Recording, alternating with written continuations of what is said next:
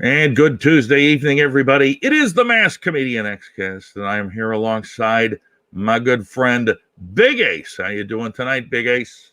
I'm doing good. How's it going? You're like in outer space. Yeah, I'm on the space station, the NASA feed of the space station.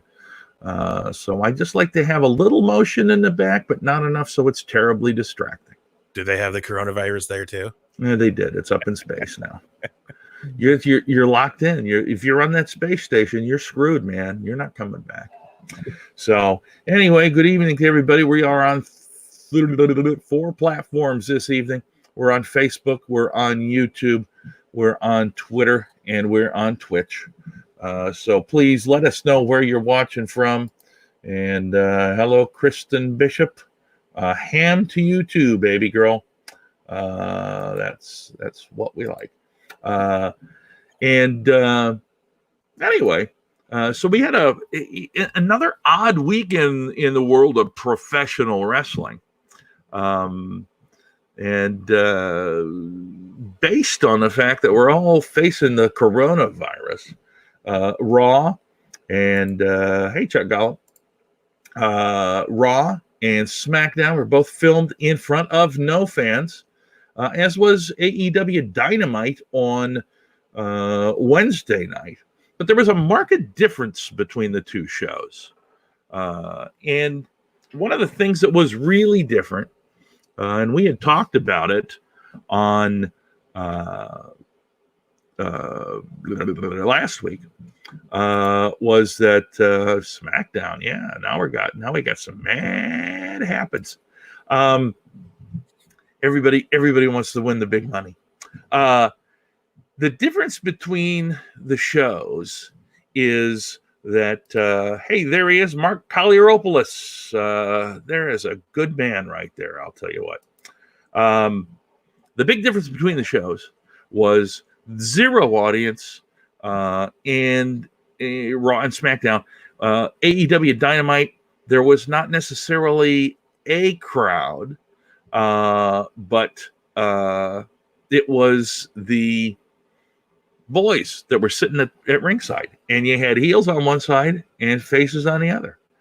And to me, it was fun, and it added just enough atmosphere to make the whole thing seem a lot more interesting than just an empty arena. Yeah, I enjoyed it a lot. That was just something because we talked about it last week, and I had just said I thought it would be a good idea if they just let that happen, but nowhere did I think it was going to happen, and I wasn't watching, live. Yeah. TNT. So when you text me, I was literally just getting into it. Oh wow. I was yeah, and it made for good. Again, it made for good TV. I'm sure they had people complaining like, "Oh, they're staying." That is correct, Alex. He does. He does. But he also was super entertaining during that Dynamite. I enjoyed watching him and Sean Spears drinking and gambling on matches. Just the fact that they're betting on the matches was very comical. I thought that was fantastic. Hearing him heckle the whole time, like the heel side, definitely we're having way more fun with the baby face side. Oh yeah. But that's awesome that they did that, because it definitely added to it. Because then you look at Raw, and an hour in, I was like, wow, we haven't even had a match yet. Not a real match, live match, or whatever it is. And I think I made it almost through the whole show, and at 8:30 or 8:30. No, maybe not. I got halfway through. Hey, say hello to my mama then. And, and I had to get out. I couldn't do it. But I don't think that's my thing. Is they're just really not doing much for wrestling on WWE's end. No, they're not. I was excited. So get this. Monday night, there was a commercial break. I went to the bathroom, as I am known to do, because I'm an old guy and my kidneys are well, let's say they're tested. But hey, I'm glad he is. That's awesome. How you doing, Nita? Now he does. He's got a pretty sweet Nacho Libre mask, I got to tell you for sure.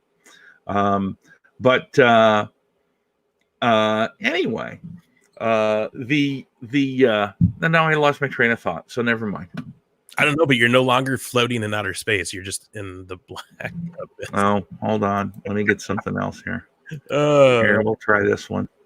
No, it was. I like what Dynamite did, but I'm interested to see. Whoa, if There we it's going to keep going.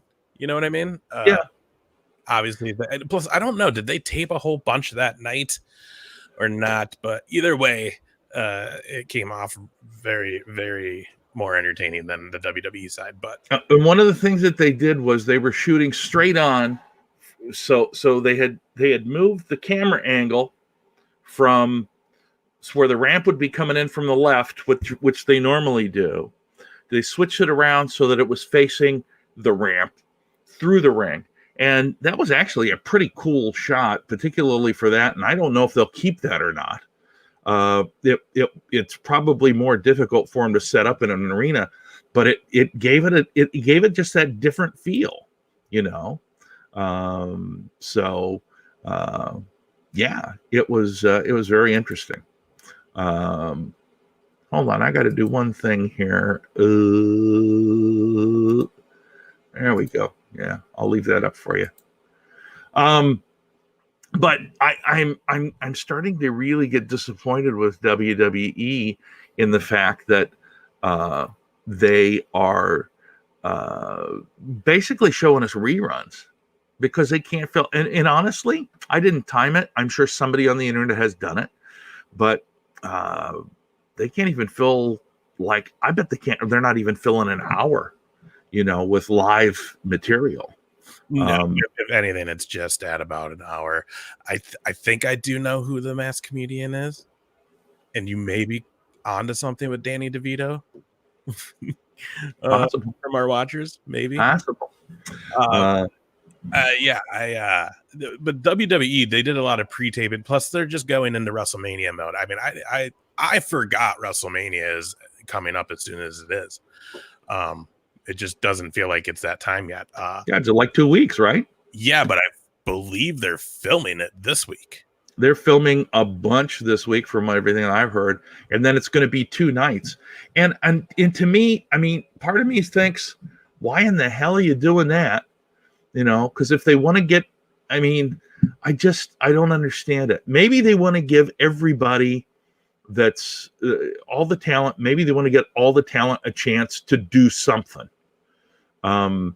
Because obviously they're in the same boat as a lot of us are, been laid off from jobs. And so they have there's no live shows to do. There's no real work to do at Raw or SmackDown. So yeah. Oh, perfect. I got a lot of family on tonight, apparently. No, but there you go. There's the guy. There's a guy that absolutely has zero need to be involved. I just enjoyed Gronk coming to the ring dancing like a fool. That was very entertaining. So is it just gonna be him and Mojo hanging out, just doing their thing now, being those like freaking hype dudes? They're well, like I said, I think we talked about this last week. I think between Gronk, he's ultimately, doesn't he have to ultimately fight Matt Riddle to see who the ultimate king of bros is? You're gonna have to do something, but first it's gonna be. I'm always intrigued when they do the host of WrestleMania, which they've done since 20. Yeah. No, see, that's just it. They did it in 27 with The Rock. 28, I don't believe there is a host. 29, I don't believe there is a host. I don't even think there is a host. I guess you could say Hogan was maybe the host at 30. I don't know. But the last few years, there's definitely been an actual host. New Day, yep. Alexa Bliss did it, and now Gronk's doing it. So I guess it's a good way to get his feet wet. But again, the question is he actually going to be in ring at some point? Like, actually doing a match, or is it just is he just a personality for them? But I don't know. Yeah, I don't know. It was, man, when he came out, it's just goofy to me. Video to show of him just dancing. Yeah, while he was in the ring, because it seemed so over the top. But then it's like, oh no, that's probably him. Yeah. By the way, quick shout out to Mr. Don Holmes. Young man, you say your prayers and eat your vitamins, and you'll be the Hulkster soon enough. Brother. We had some people look to see what the hell we were doing, and it's this. And they're like, yeah, we're done. But that's fine because we talk about wrestling. So again, it's really hard for me to watch and even comment on Raw or SmackDown simply because I can't watch it. I mean, I get distracted when they're showing the past matches, when it's whatever it is, and then I start doing other stuff, and then I don't pay attention when something live comes on. So honestly, they kind of lost me, and I don't know what the ratings have been. I got to think they haven't been great. The only ratings I saw was from last Wednesday, which NXT did not do well. Yeah. Oh God, no. But yeah, that but then the flip side is we're fans, though. You know what I mean? Like we're junkies of this stuff. Where you also look at the casual fans and look what ESPN did with WrestleMania 30. It was the most viewed programming on ESPN for the week. Yeah. Yeah. When they re-aired WrestleMania 30 on ESPN. I even had a buddy that was like, oh, dude, they're going to play WrestleMania 30 on Sunday on ESPN. I should come over. We can hang out and watch it. I'm like, or I have the network. Like, why would I watch it on ESPN?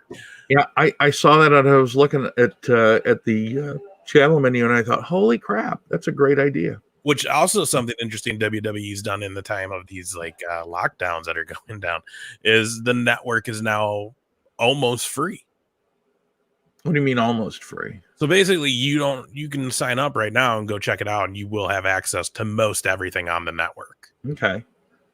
All the manias, I think all the pay-per-views, the original stuff, like most everything. You will not get WrestleMania in a week and a half. You won't get live stuff, yeah. But there's no end date. But yeah, I guess because you're seeing like streaming services giving like a month or two free now, right, for people, and so I that's kind of what they're doing right now. So they're doing this really good deed and helping out. And then also today there was stuff going around about how I guess Saudi Arabia just can't have the network anymore. Like it just doesn't work there. Oh, really? Yeah. Someone was tweeting at them saying like, hey, my network worked perfect last night. Now it's not working. I can't get to anything. And they literally were like, oh, sorry, it's no longer available there. Yeah. So the pay-per-view stuff now, at least for WWE, is if you pay $10 a month for their streaming service, which you can get on Roku or whatever, you get the pay-per-views for free.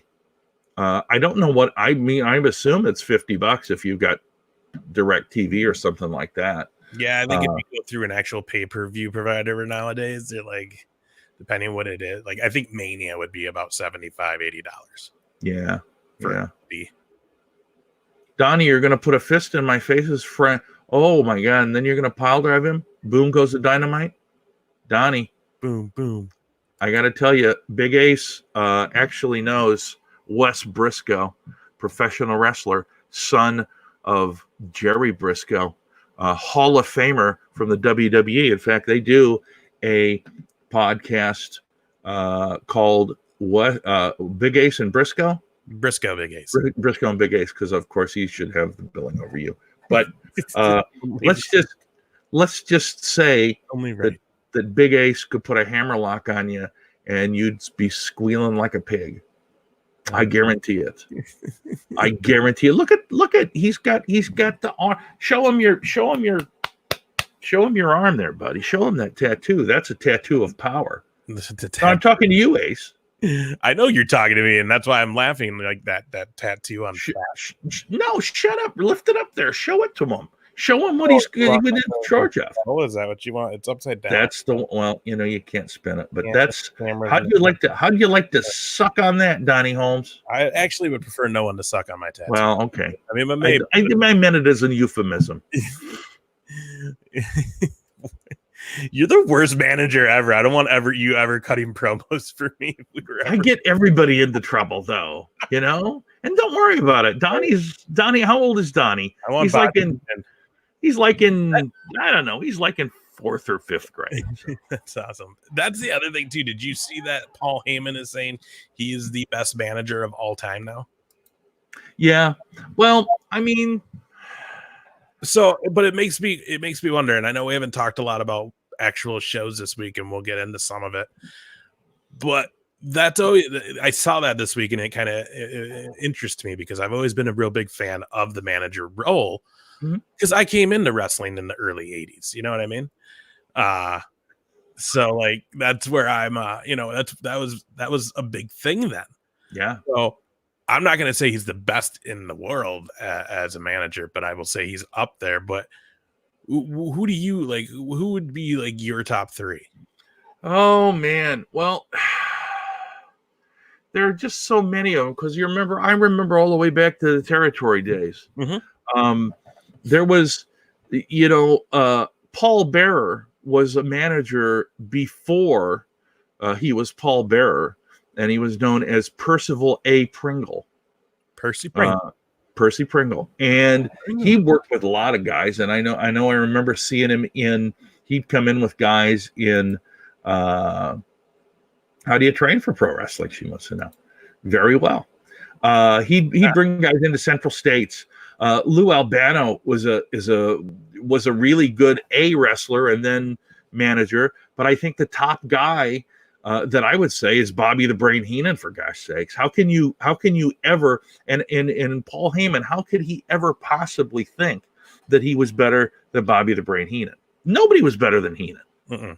No. Bobby Heenan was the best. The entire Heenan family. But yeah, so like, yeah, for me, it would be Bobby Heenan on top. No questions asked. I think Jimmy Hart has to get in there. Oh yeah. Just because he's another guy that had a lot of stables under him. Yep. And then you have to have JJ Dillon in there. Cause I mean, he managed the Horsemen. Yep. Enough said. So no worries, buddy. No worries. So like, yeah, I don't know. Like again, Heyman's up there, but man, take some balls to be like, I'm the best there ever was at managing when it's like, dude, no. I would say this. I would think of Heyman in a different way than I would those other guys. Yeah, he's a manager. And yeah, I remember when he was Paulie Dangerously before he started with ECW. Because that was, good Lord, that was a long time ago. And he had the big brick cell phone. But when you think about everything that he's done, he's actually accomplished more, but it's just not as a manager, Mm-hmm. Yeah, I mean, he's done a lot of stuff, just not as a manager. So I can't put him up. I can't put him up above any of the 3 guys. And then I would also actually you can tell her, good Lord, that was just you got a whole long list. Yeah, the people that I've like actually had actual like interactions with doing like interviews or anything would have been Edge, Sergeant Slaughter, Beth Phoenix, Jerry Briscoe. We had Marty Skrull on with Marty West. On the Briscoe and Big A show. We had Martin Casas from Lucha Underground. We also had I can't remember. We're in the process of about to have hopefully Chavio Guerrero on, Jake Hager on. And you just and remember you told me that story about hanging out with Jake the Snake after the Nerding Out. Oh yeah. I ran sound for Jake the Snake's Robert's comedy show last summer here in our hometown. So I got to work with him. Yeah, man. Those are people I've actually worked with. I've met a bunch more from just being friends with certain people, but yeah. I teased Ace when we started doing this, and we've been doing it. I feel bad if I didn't say anything about Victoria or Lisa. Oh, that's right. Just because she's so nice every time I am around her. So yeah. But I teased you a little bit when we were doing this because last year,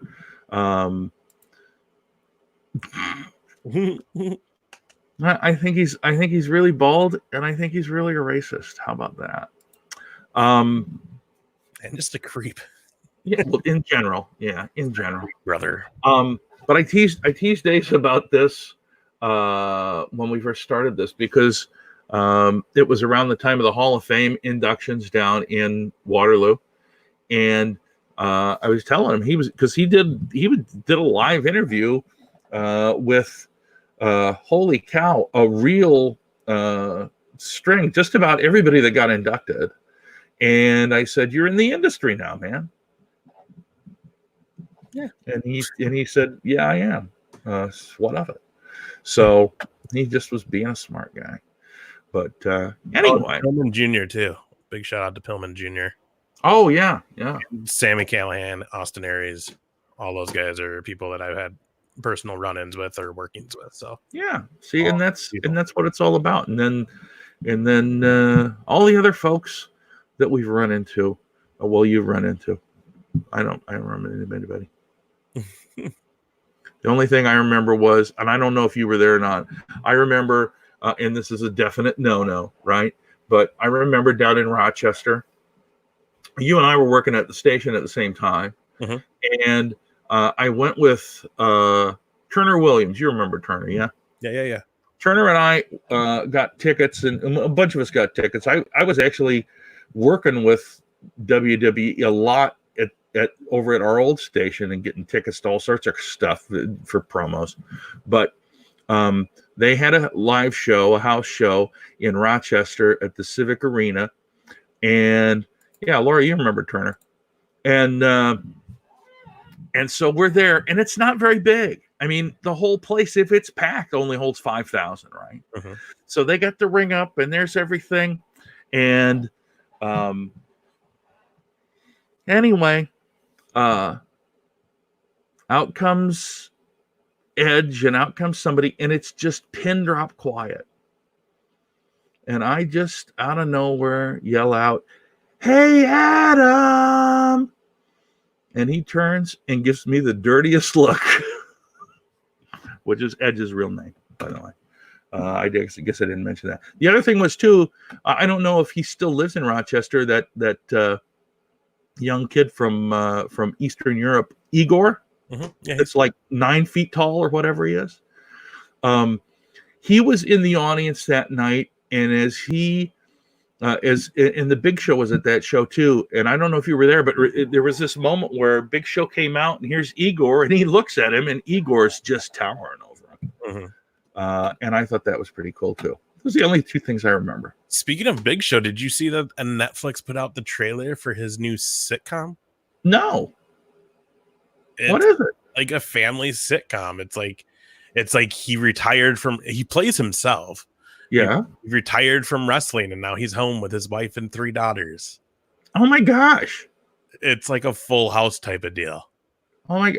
No, in real life, does he actually have 3 daughters? I have no clue.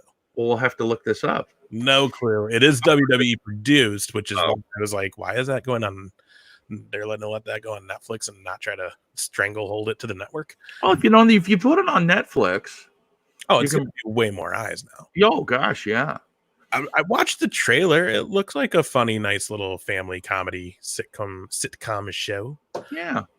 Is he like Captain Insano at all? No, but he plays Big Show. Like wow. Daughters what is it? The parent work day where they come in and the parent talks about what they do. Yeah. He comes in, he's like, I'm the Big Show. And there's scenes where he's in his full-on actual gear. Oh wow. They had cut scenes of actual WWE stuff. So I mean, like, it is WWE produced, so they'll have all that rights to it. Yeah. That's kind of cool. I'll watch the first episode and see if it's funny. Like, why not? Well, it's just like it's the same thing I did with Ms. and Mrs.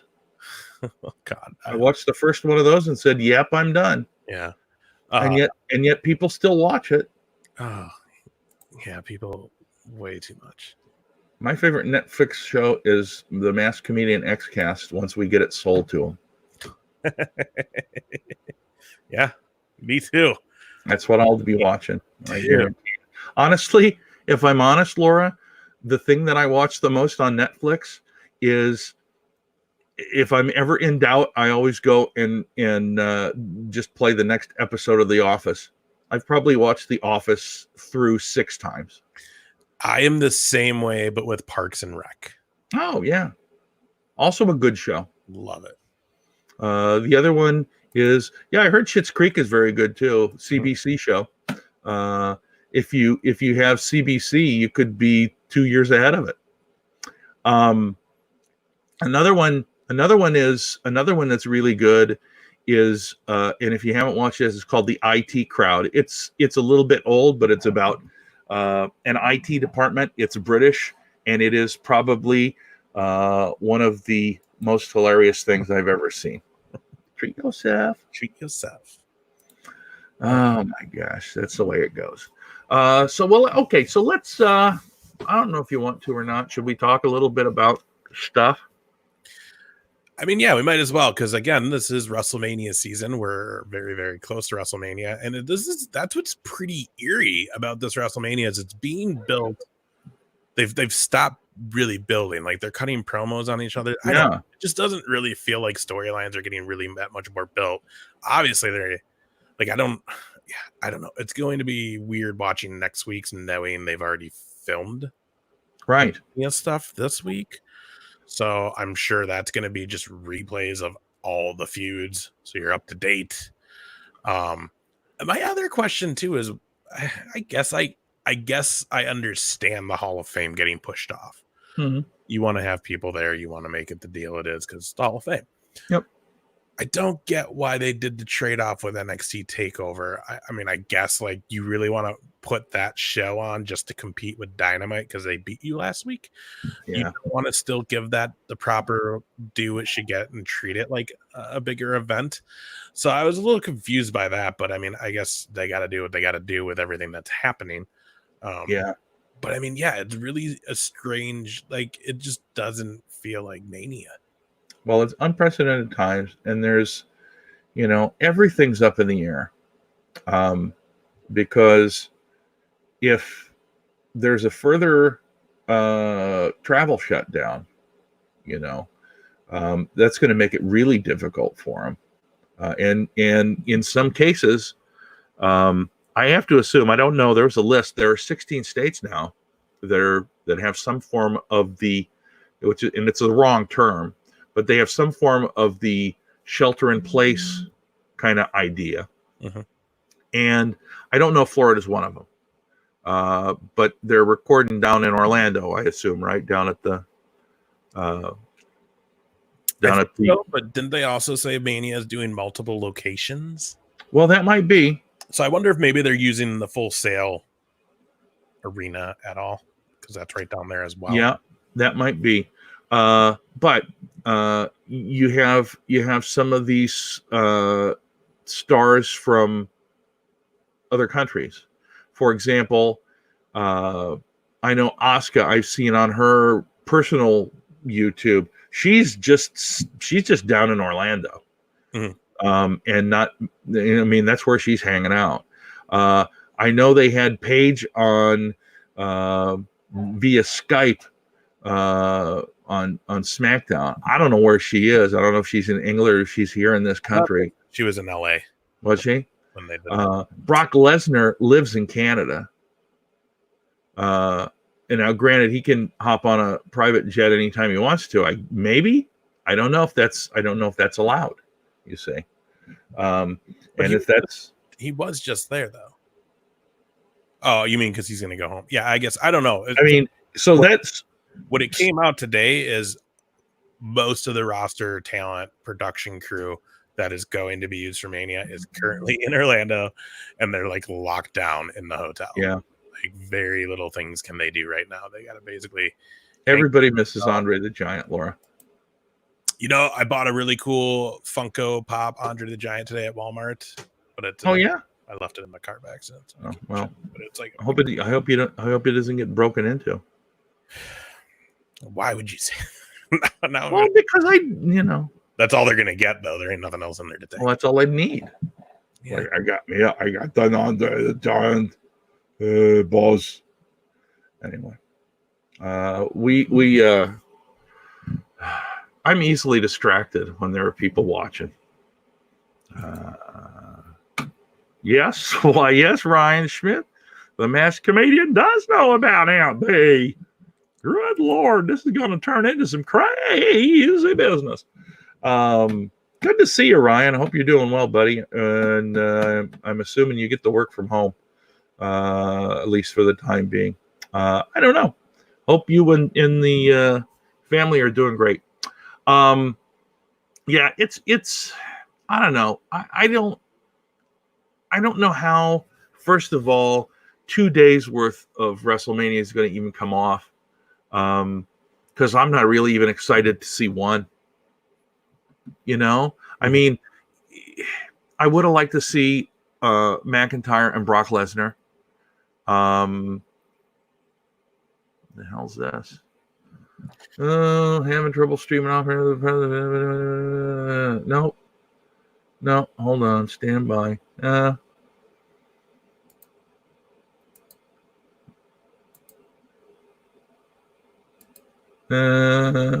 I am live. Okay, perfect. I was gonna say, what are you doing? There was just some little. I got a little notice that said there was a little bobble on. We're having a little problem streaming. I would like to see AJ Styles and the Undertaker. So let's talk about that. So, because you asked me last week, is it going to be American Badass Taker? I said no, not at all. Then this whole Boneyard business match comes up, and then it's like now he's starting to think, yeah, maybe it is going to be that. But now I also heard or read today that it might not be that. It might actually just be like a cross, like something different, like something he hasn't done. Yeah. So I don't know. I would think we have to get him on a microphone this next week. Oh yeah, definitely. Right. And I wonder if they're going to bring his wife into it. Which, by the way, that's another thing. Like that whole we were so wrong on the whole Beth Phoenix and Natalia. No kidding. Oh man, good Lord. But I honestly think that if it was going on as normal, we would have gotten that. I think you're right. All right. Like, I just think they waited too long because that was something they could have did 2 weeks out. Oh, yeah. Natalia's going to challenge. Who's your partner? I don't know. They could even just not set anything until Mania and she just came out with her. Yeah. And then it could have either been the one off or they win and she comes back for a little while Edge is back. Either way. But, now, obviously, because of, everything going on, they're probably just like, okay, we got to rethink everything now, so let's not add anything else into the mix. Although they are throwing these super random matches together now, too. I think my sister watches Total Divas. Natalia? Yeah. She's very... You've met Natalia, too, haven't you? I've met Natalia a few times. She's a very, very nice lady. Very nice lady. Yeah. Because what's up with Street Profits versus... Humberto and Andrade? Yeah, out of nowhere. Well, because Ray's in quarantine and back in time, as well as Dana Brooke, which is why she got pulled from the 6-pack match. Yeah. So now they're just throwing this random stuff together. Yeah, it's gonna. I mean, I think they would have been better off to postpone it like they did the Olympics. You know what I'm saying? Because part of that though is the payday, though. But the it is, but it's gonna be a crap payday now. Yeah, but I look at it as it's better than nothing because it's still gonna be probably their bigger payout for the year. I'm assuming. I don't know. I don't know. I hope I don't fall asleep. But I mean, I guess in their minds, if I fall asleep during one of the nights, I'll probably tune into the next night because they'll show me an hour or two long worth of recap. But that's the other thing too, where, I don't know. I feel like they could have put a few of the people. I feel like they could have put it. They could put some of the crowd, the talent into the crowd for Mania. Yeah, like at least do it then, just so it's not. I don't know. It's so weird. It's weird when you have a company who's just getting started and they want to make an impression and do things their own way and be different. And then a company that just has Vince McMahon there. Yeah. So, My gosh. Yeah, that's a great idea right there. Money. All money's good money, I guess, right? Blood money. That's what you call blood money right there. But yeah, so that's gonna. You're right. I mean, it's. But again, it just doesn't feel like a Mania. But I just don't think. And the other thing, here's the other one that's just really just sucky, is Roman Reigns versus Goldberg. Yeah, that match does not need to keep going. Like we can. I mean, but I mean, I have to do it because he's the title holder. Yeah, well, see, there you go. Why'd you do that? Because he's a draw, damn it. They give him the title and they give Eric Rowan a giant fake spider. What are they doing? It's awful. I'm telling you though. I mean, they get themselves into such a spot, and it's like they're just they don't even have any idea what direction they want to go in. Is the biggest problem, and so then they find themselves. And I think it's very evident to me that they find themselves in these spots more often than not. Yeah, I mean, and this is like a whole new scale, just because I mean. And this magnifies it, and it makes it easier to see the places where they screwed up. Yeah, I mean that's. And I don't mean that. Again, I don't mean it in terms of the talent of the wrestlers. I mean it in terms of the thought process on how they're going to get from point A to point B, which is really not nearly as involved for the wrestlers as it is for the creative staff. Yeah, I think they're more concerned about just getting the shows on, and they didn't, think. Yeah. Well, right now they sure are. It happen. It happens, and it's like, oh yeah. By the way, what are we doing on this show? We were more worried about if it was happening. So yeah. But then you get Dynamite. They did a great job. Yeah. Loved that show. Opened with Cody, given a really good speech, by the way. Yeah, I mean, it was the typical but it just kind of dovetailed. It was like here we're doing this because of the coronavirus. He didn't come out and say that, but it was clear that's what he was talking about. And then it just dovetailed so well into the fact that the Elite had to pull back together. I thought it was fantastic and very, very smart. Ratings would go up. That's what would happen. Ratings would go huge, baby.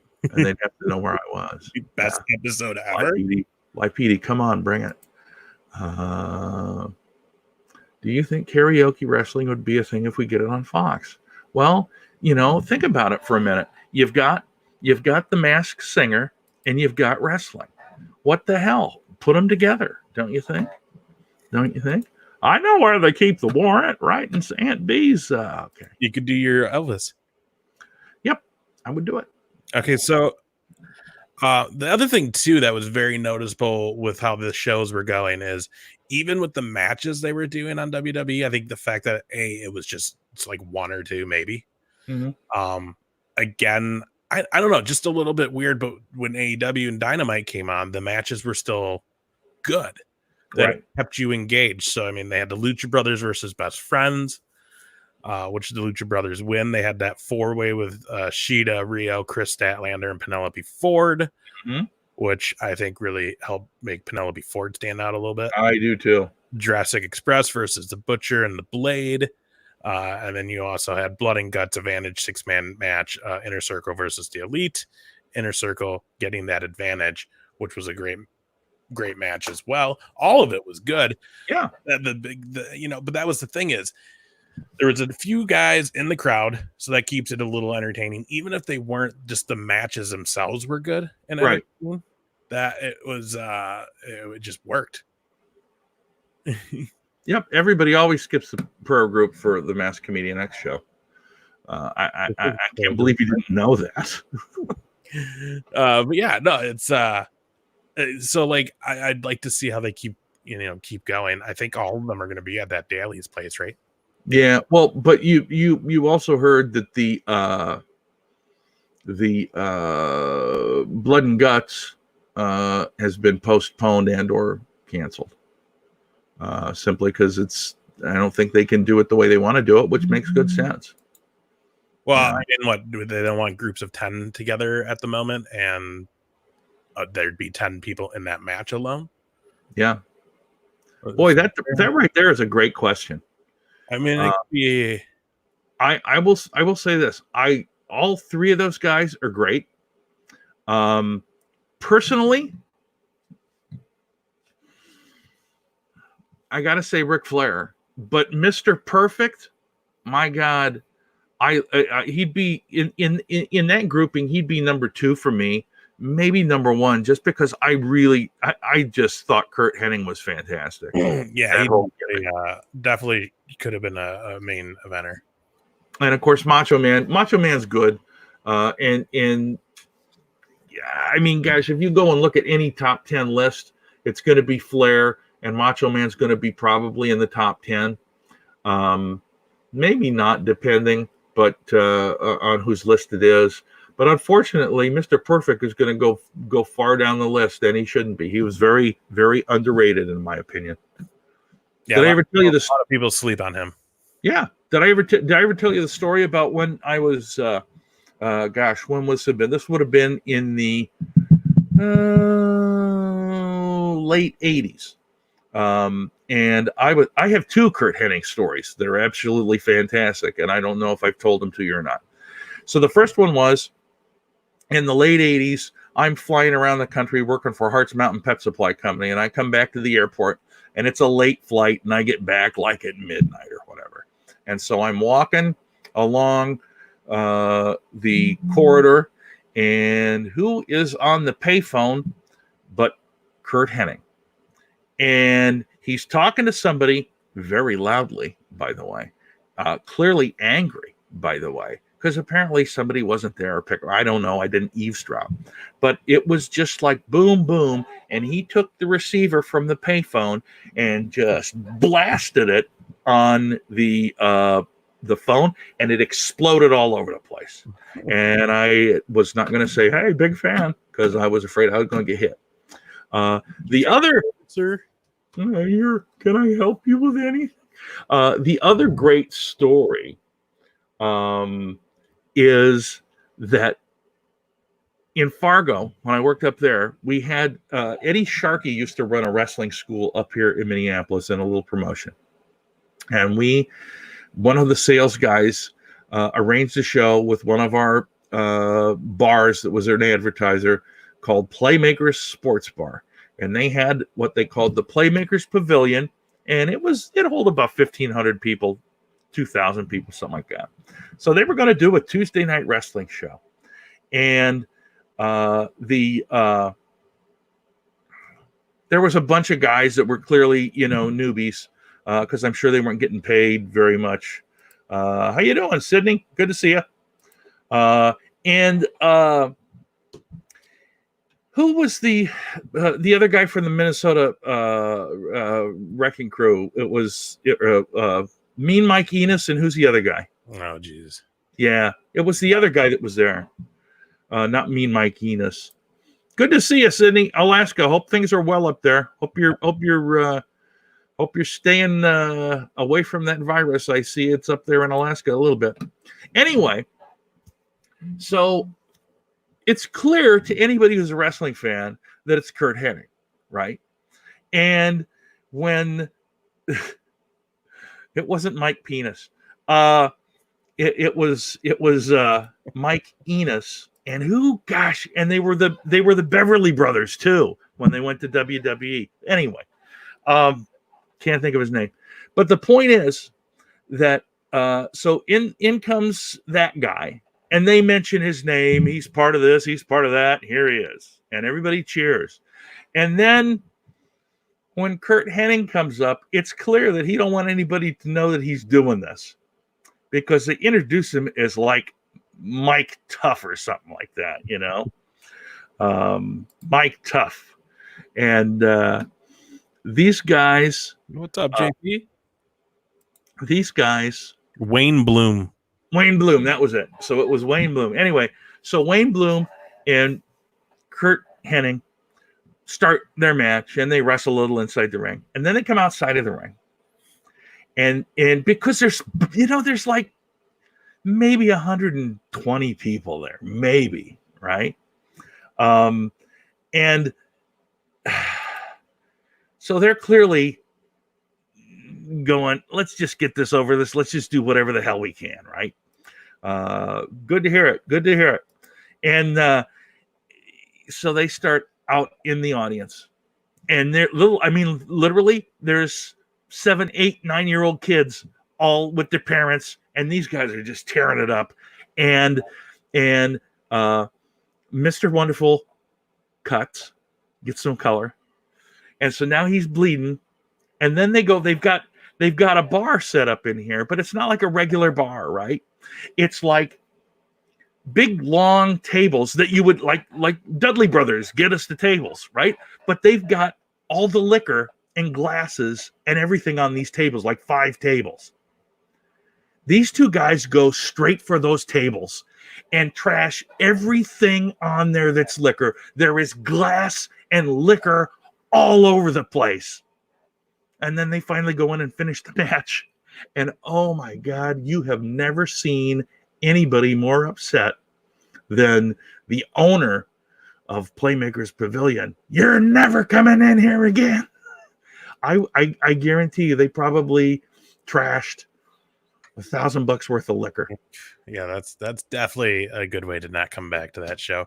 But I got to see Hockey Talk Man get kicked out of a show, and it was wonderful. Oh yeah, a great day. I know you hate him.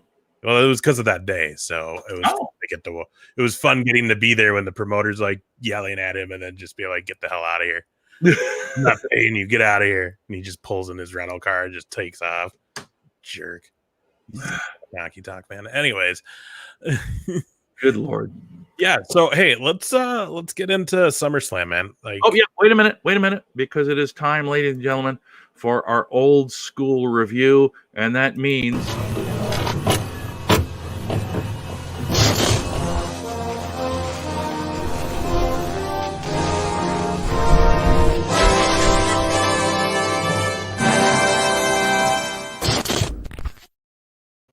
old school review. Summer 2001, ladies and gentlemen.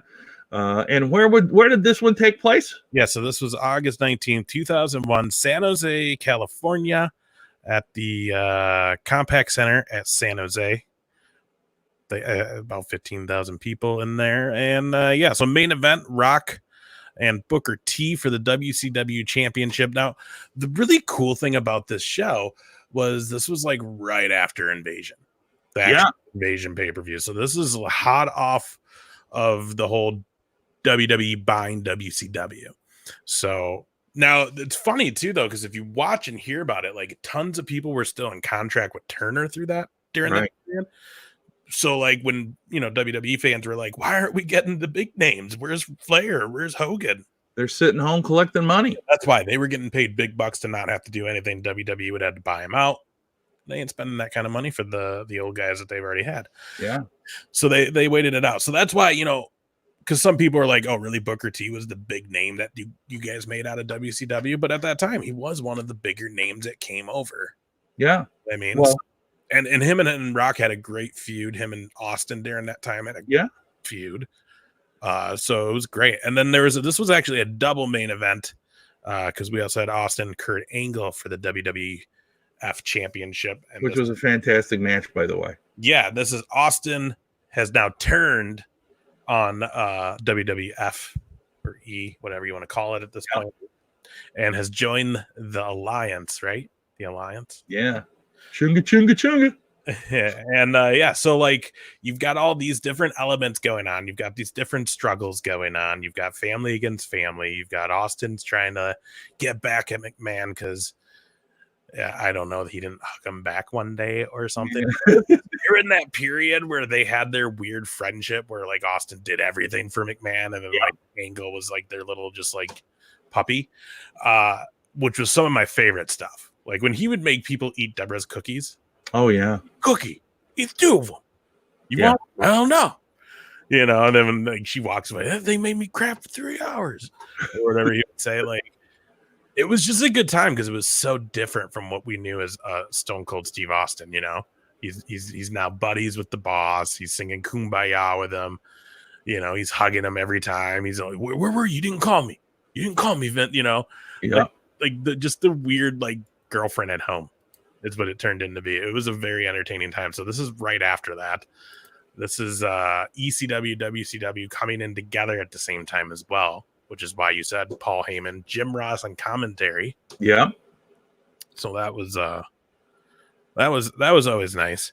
Lillian Garcia, Michael Cole were also there. Howard Finko, Chioda, the whole crew was there. We got some Teddy Long refereeing.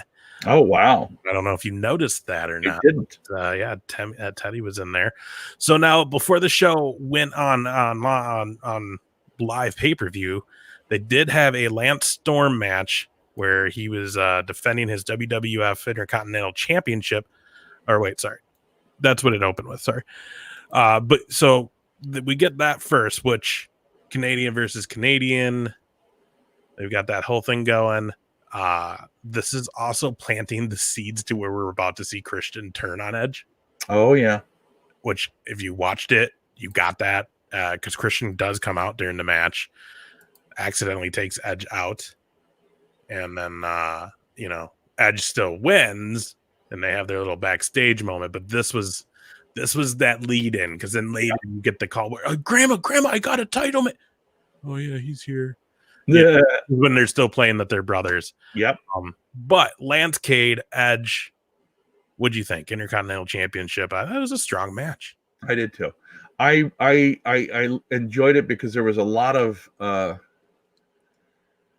what's the word I'm thinking? There was a lot of goofing around in there, a lot of interaction. And I don't know. Everybody involved, as I recall, I enjoyed it, and I really did like the Christian spearing him. Mm-hmm. I thought that added a lot to it.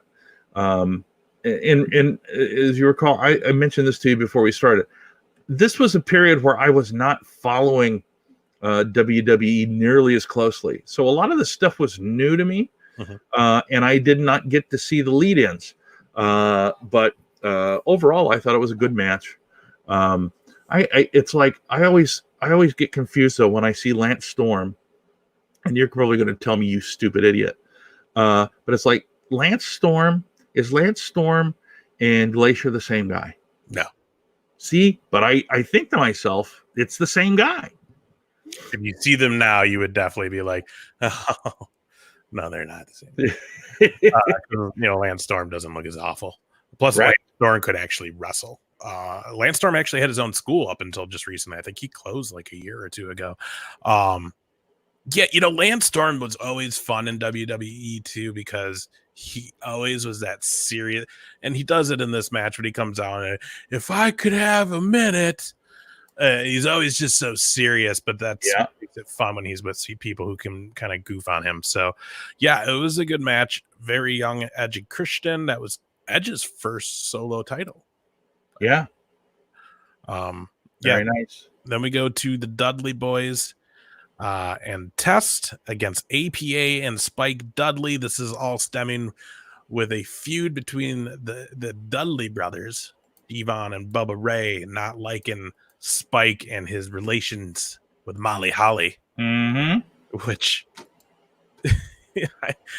I forgot they did this, and it's hilarious. I love that they had Spike Dudley and Molly Holly be a couple, and then that it was like super teenagey, like cheesy, like stuff. Oh, it was great. But I mean, those guys, they were really good too. Plus, Molly Holly is awesome. And she's doing. I'm on board for. So APA coming out with Spike Dudley. I don't remember why Tess was involved. Oh, he had just turned. As I recall, it was they asked him in the pre-match promo about loyalty, and he says, "Well, they treat me like crap. I found guys that were loyal." Again, not having seen the whole lead up, but apparently he was questioned about his loyalty to WWE and decided he would go with the other fellas. Every right to that poor guy. Yeah. Like, he never really Like his most famous thing is he almost married Stephanie. Yeah. Like that was the biggest thing he had happen to him while he was, performing for WWE. He had some other times where, maybe he'll be a tag champ, or maybe even was for a little bit, probably. Yeah. Never really had anything solo, went away, came back, looked even more jacked, and unfortunately, like roided out. Yeah. And then, shortly after that, he passed away, unfortunately, due to a lot of drug abuse. But it was, man, like he had a good look. He had the size that Vince would always look. Oh yeah. Like he was just one of those guys that never got out of that mid card phase. So Shane McMahon hit Bradshaw with a steel chair, allowing Test to pin Bradshaw to win the match. Shane O'Mac, a very young Shane O'Mac. It's so fun watching him then when he dances around and when he's in the last couple of years, and it's like, wow, you slowed down, bro. Did get old.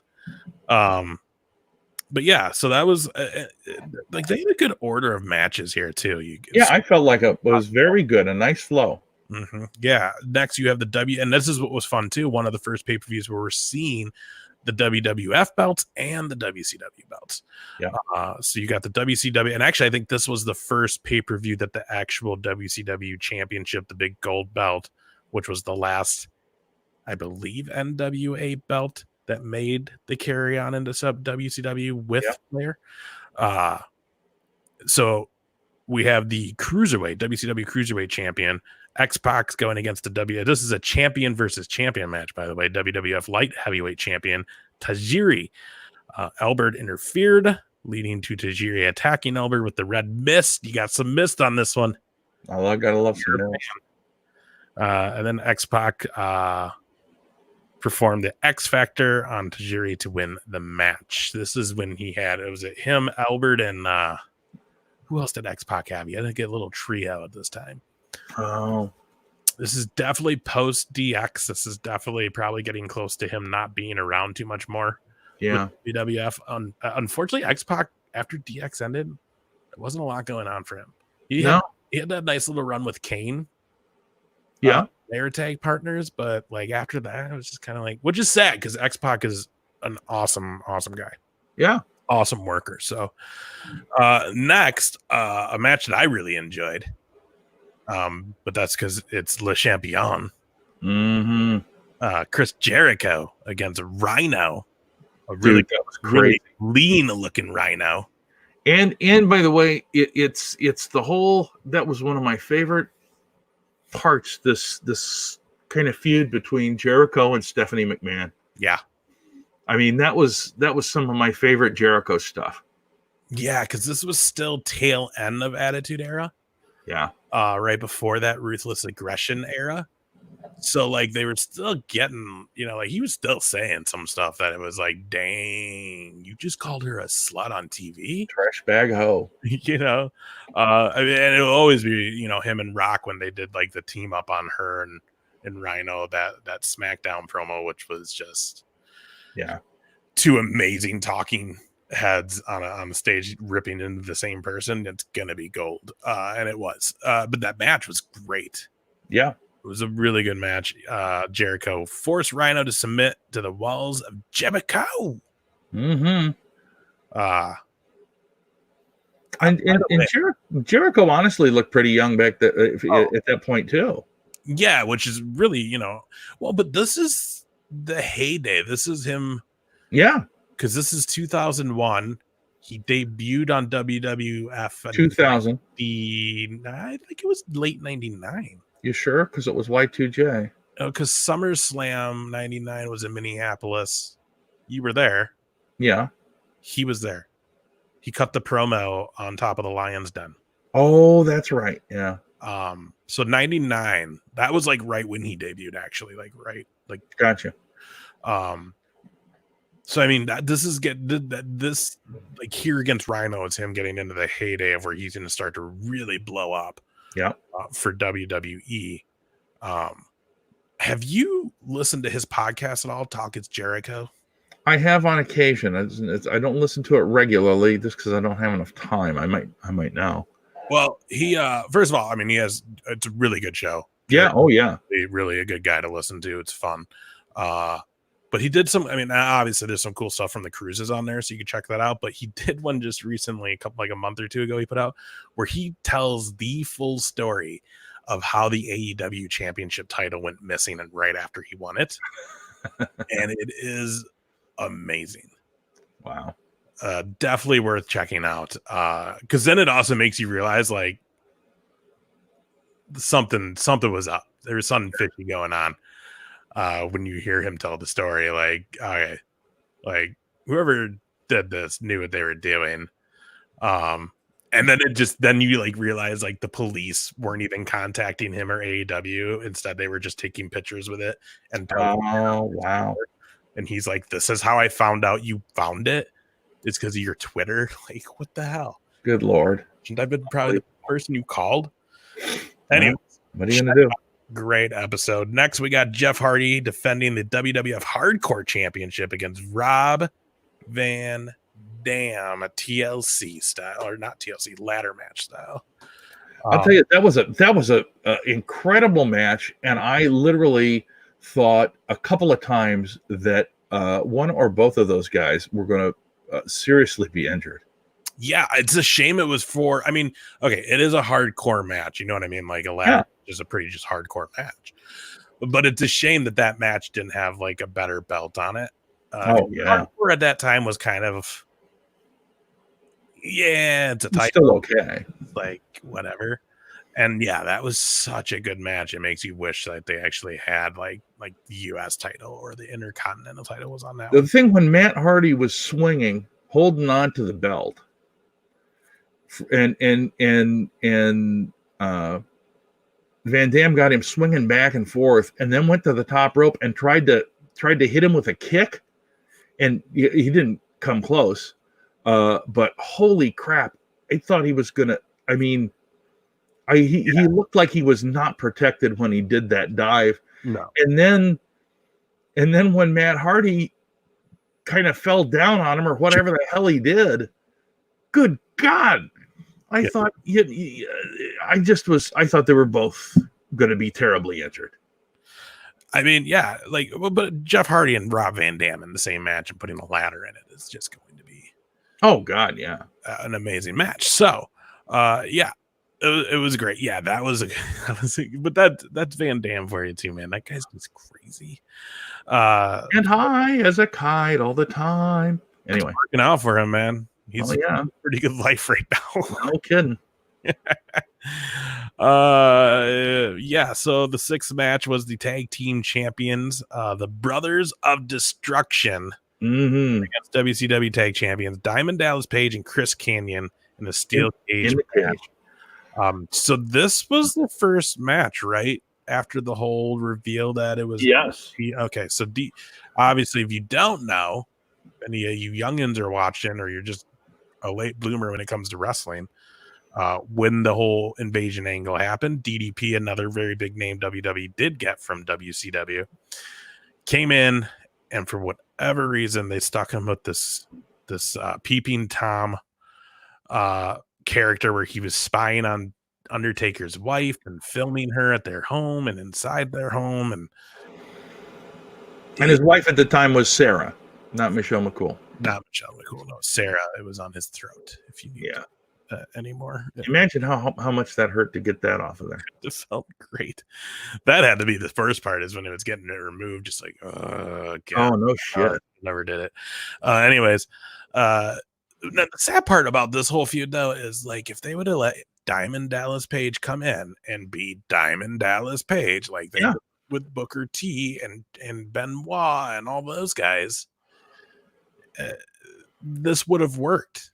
Oh yeah, way huge. And then DDP would have had a way better career in WWE. Yeah. But again, powers to be did not see that. They saw this being the thing, which I mean, he's partnered with Chris Kanyon, so it's like, really? Yeah. I think, and you know, the other thing too, I think about Page is that I think a lot of people at that time thought, well, he's too freaking old to be doing this. But he didn't train until he was 35. So I mean, they were saying that his whole time. But I know. But I'm just saying that I'm assuming that at WWE WWF at the time, they were probably saying, yeah, he's popular, but he's just like, he's just like Hogan or those guys. He's But just the only thing to that though is if they truly saw him like that, I don't think they would have gave him Taker. He would have gotten Carter. I think they had planned. I think Vince thought this was going to work and be an entertaining gimmick. It just wasn't. The other thing as a fan for me at this time, again, 2001, this is August. I'm just fresh out of high school, literally about to start my first year of college. Yeah. I remember a few years prior during the real, Raw's War and Warzone. Remember the GTVs? Every once in a while during Raw, you would just get like a weird backstage segment. Not even, it was like security camera. And it was, oh yeah. There was never an explanation. So, like, for me, when I was watching this with DDP, I was like, I wonder if this is the GTV guy. And then, like, that could have at least been a way to, like, continuity, have that thing actually get an explanation in it. Yeah. But it didn't. And again, I think they just thought this was going to work.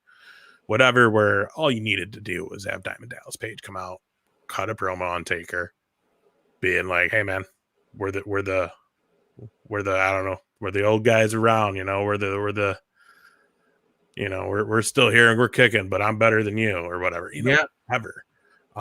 And again, it's a shame that Sting didn't come over during this time because he probably could have had a pretty good career with them. Although if he would have came back and had a match with Taker and it was American Badass Taker, wouldn't have been as good. No, not at all. Not at all. Really.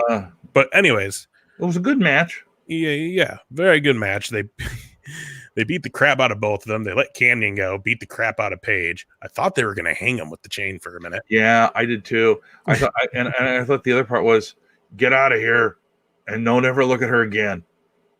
And I was like, oh, and they fooled him, and it's like he was going out. But I like the whole thing. I liked how it came off. But the thing I didn't like, because I did sort of like Diamond Dallas Page in WCW, and I didn't like the way it made him look like just a giant doof. Well, that's just that there was no way for him to come out of this unclean. Yeah. Because you're going to have Undertaker get his comeuppance on him. Yeah. And to win this, because this man is spying on his family. And where do you go with DDP then? Have him go spy on another babyface? Already did that. Can't turn him babyface now because everybody thinks he's a creep. Like, it just, there was no way he was coming out of this clean. Why didn't they just let him go to the ring and be like, it's me, it's DDP Taker. Yeah. Let me make you famous. Yeah. Done. Yeah. Would have been enough. The wrestling fans then would have been on board. There would be nothing else. Just let him go then after that. Let him cut promos and then let him go at each other. Being Taker, American Badass, and everything he's done, because he's at the point. That's the thing. He was at a point where those two could have worked really well, Mike going at it. Yeah. If there was no cheesy gimmick like this peeping Tom thing they had going on. Yep. It was just a big waste, and you feel bad for DDP. It's nice to know how much respect they give him now. Right. Well, did. Probably not anymore since he's affiliated with Cody. But yeah, that's true. Whatever. Anyways, the match ends up ending with the Brothers of Destruction winning. They basically killed Diamond Dallas Page. Yep. More or less. Now we get into the first of the two main events for this show. Again, big show. We're getting towards the tail end of Stone Cold's run with WWF at the time. He is defending champion against Kurt Angle. And this was a fantastic match. Well, and again, this had a great storyline going into it. It was, I mean, it literally had everything. And to be honest with you, I almost felt like this match overshadowed the Rock and Booker. I think so too. I think it was two bigger names. Yeah. I think by far, but also being WWF product, both of those are still WWF guys. Right. Booker T does have that. I'm coming in from WCW. He's still, whatever. But yeah, I definitely agree. I liked the whole storyline that these two were like Vince's little buddies, and then he turned on Vince, and now he's turning on all of them. And plus, just two amazing workers. You know, it's gonna be a good match. It was a good match. Stone Cold stunnered Angle like twice for a near fall. Angle gets busted open. Yeah, busted open really good too. We get to see the Cobra Clutch come out. Something that stunning Steve Austin used to do. Yeah. So we got to see that come out. I think Heyman's quote was, "There's a hold we haven't seen since a guy named the Ringmaster." Oh yeah, the Ringmaster. Sorry, yeah. And then Austin. Austin had attacked Angle with a low blow because one of the referees got hurt. Austin then hits that referee. He's stone cold like 3 referees. He went through just about every referee and peanut vendor they could put a shirt on. Right, that's right. And then we have Nick Patrick. Crooked Nick Patrick comes out at the end. Famous NWO referee. He comes out the end right when he's about to do the count for Angle to win. He stops and says, DQ. Winner is Angle. Champion is Austin because he beat up my buddies. Yeah, pretty much. I just wish he would have came in and then just called it. Yeah, I mean, that was... He would have gotten heat anyways. You didn't need to really make him look like an ass and do the whole... I mean, I suppose so. It's the Angle. It's the amazing Angle, and they're doing all these dirty tricks. But the thing is, you knew as soon as you saw it was Nick Patrick coming to the ring, you knew Austin was somehow coming out of this winning. Yeah. But again, a great match. McMahon pissed. I love it. It was just... Again, like you said, you didn't watch around this area. I was watching it, but I wasn't like watching it religiously every night or every week at this time. Wasn't getting all the pay-per-views. But man, this was a strong show. It was. Main event, Booker T defending the WCW championship against The Rock. Now, I got to say 2 things that struck me right away. First, I thought it was very interesting because I very faintly remember this, but they went through the whole thing, and it was the book against The Rock, you know. Whereas if you smell what the book is, so they had definitely that play where Booker T was making fun of The Rock and was had the most electrifying move in sports entertainment, the Spinneroonie. But the other thing that really kind of struck me was that here's Booker T, the WCW champion, and he has to come out first. Oh, well, again, invasion Angle. I get it. I understand. But point being, that happened. It's already 2 notches down. Yeah. No, coming out. I agree too. But also, we're forgetting that Rock had been gone for what, a year? Yeah. So like this was his first pay-per-view match first match. Yep, he was coming back to kick some ass. That's right. So, you know, and at the time, he is like literally his movie career is taking off at this time, right? Which is why he's back, because he was filming movies. He's back for what, another year? Done with Tooth Fairy. I don't remember. Was it Tooth Fairy?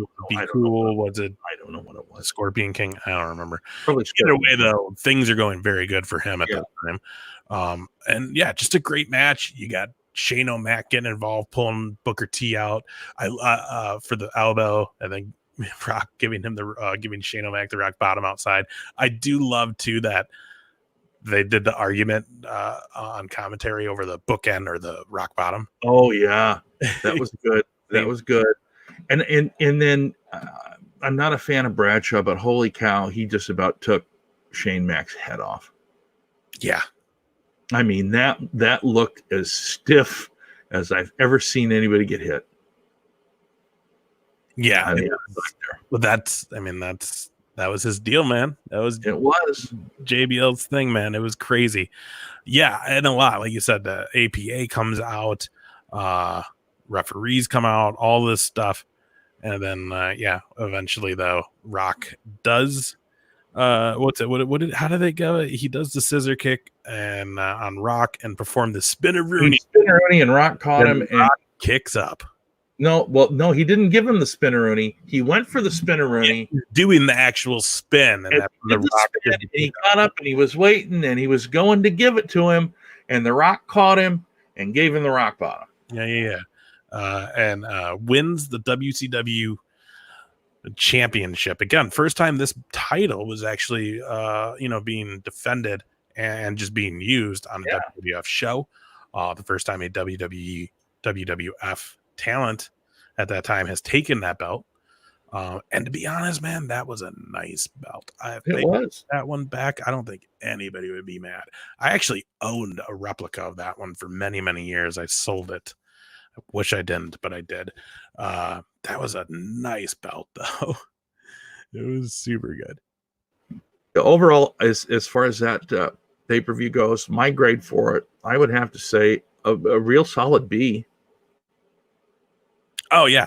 By the way, there was a dark match. I was just reading the wrong one. So the dark match for this show was Jacqueline, Lita, Molly Holly against, and that was the WWF team, against Stacy Keibler, Ivory, and Tori Wilson, who are all with the Alliance. A good 3-minute match.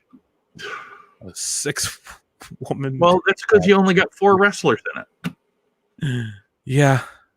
Let's be honest. Ivory is a wrestler. Who were the WWE? You got 4. You got Jacqueline, Lita, Molly Holly, Ivory can go. At this time, Keibler and Wilson were still new. They were just doing a lot of in-ring stuff at that time. Yeah, and that's what I meant. So I was right. So just admit that I was right. Poor Ivory. But yeah, man. What did you give it? I give it a solid B. Oh yeah. I'll give it a B+ for sure. This was a good show. It was fun. It was fun too because it wasn't in the thick of the Attitude Era, but it was kind of towards the end. Things were going to need to start changing shortly after this. And again, it introduced a whole lot of new people. Yeah, this period of time, this year. So it was just a fun show to watch, man. Yeah, and I'll tell you what too. The other thing, one of the ways that I grade this stuff is how entertaining it is to me without knowing without having seen the buildups. And this was I mean, you didn't have to see the buildups, particularly for both of the main events. For the it was a little funky not seeing it. I knew what it was for the tag championships, but I didn't need to see it. But I thought out of the 3, that was really probably a weaker match than the Jericho, than the Hardy Van Dam. You're talking about the tag match, Taker, DDP. Yeah, I mean, and only because it was just such a gigantic beatdown. Well, yeah, and if you look at the times real quick, we got a 3-minute match that was dark match. Edge and Storm went about 11:15. The tag match with the Dudleys and Test and APA and Spike was just over 7 minutes. X-Pac and Tajiri was 7.5. Jericho and Rhino went 12.5. Rob Van Dam Hardy went over 16 minutes. That Brothers of Destruction match, which is a cage match, so you would think this would go 15-20 minutes with 10. Oh, wow. 15. Longest match of the night for this card was 22 minutes 30 seconds. That was Angle and Austin. Yeah, and it deserved to be too. Yeah, so again, it was a good show. It was a good time. It was a transition time. It was a lot of, after this, a lot of big names were going to be very noticeable. Booker T, obviously, RVD, Tommy Dreamer got in on this, I believe. You got Malenko, you got Eddie Guerrero, Benoit, all that stuff. It was a crazy time. And then people like Canyon, who they just never got to stick around. Didn't work. No. They got future endeavored for sure. So yeah, it was a fun show, man. It sure was. It was interesting too that this was around those times, where Benoit was in there and about to become a big deal, just because we were talking about how the Benoit thing on Vice was on. Oh, that's right. Didn't get to see it. I don't have Vice, so I didn't get to see part 2. But I watched part 1 last night, and that was very, very interesting, kind of heartbreaking. And this next one's going to be just crazy.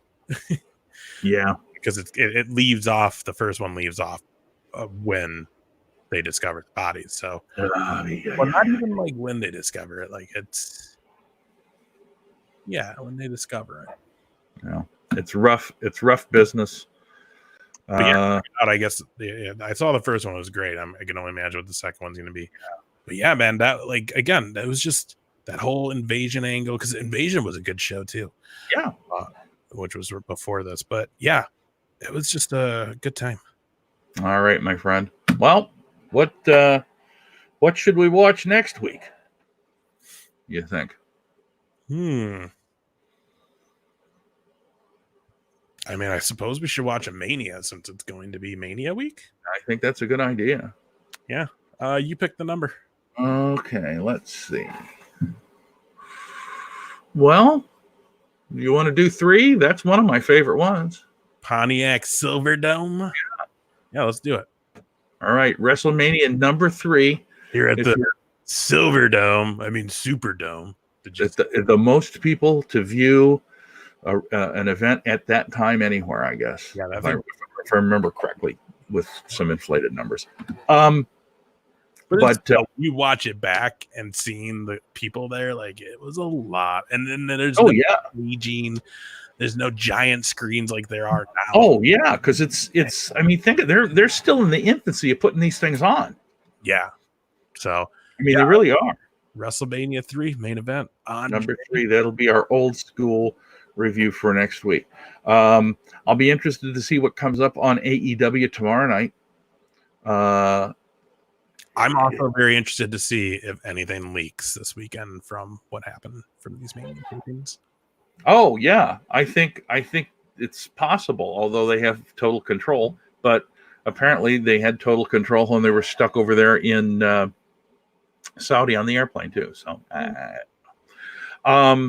anyway, I will say that we apparently had some kind of a glitch and had both of our streams on Facebook stop about 25 minutes ago. So that's why all of our listeners went away and all of our lousy heckling comments. But having said that, if you watched this far and you watched it back, thank you so much for listening. We do appreciate it very, very much. And we'll be back next week at 8:00 with more Masked Comedian XCast. Anything else? That's it. Briscoe Big A Show. Get on the YouTube channel. New episode coming probably this week. That's right. And if you want to watch me on Without a Mask every day at 1:00 on my personal Facebook page, which should I give it away? It's John Russell. I don't know. I talked about Mr. Edge's real name on here, so I guess I feel justified to do it. John Russell. Nobody's watching now anyway, so it doesn't make any difference. 1:00 every day. And with that, my friends, thank you so much for watching. It means a lot to us. Stay safe out there, and we'll see you again next week on Tuesday. This is the Masked Comedian XCast.